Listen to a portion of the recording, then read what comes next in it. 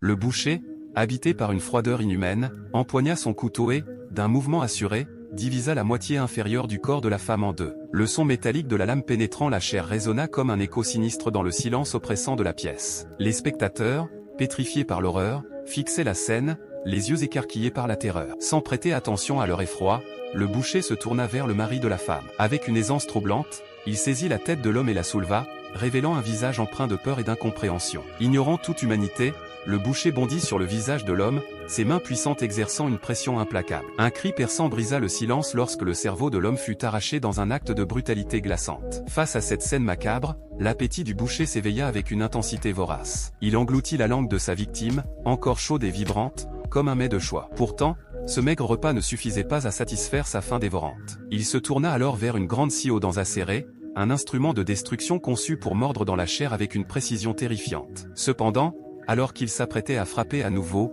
un vieil homme fit irruption, brandissant une hache avec une détermination farouche. Le temps sembla se figer, chaque regard rivé sur cette confrontation inattendue, où la cruauté du boucher rencontrait le courage désespéré du vieil homme, prêt à tout pour arrêter cet acte de barbarie. Dans cet instant suspendu, l'issue de cette confrontation restait incertaine, une lutte entre la brutalité et l'humanité.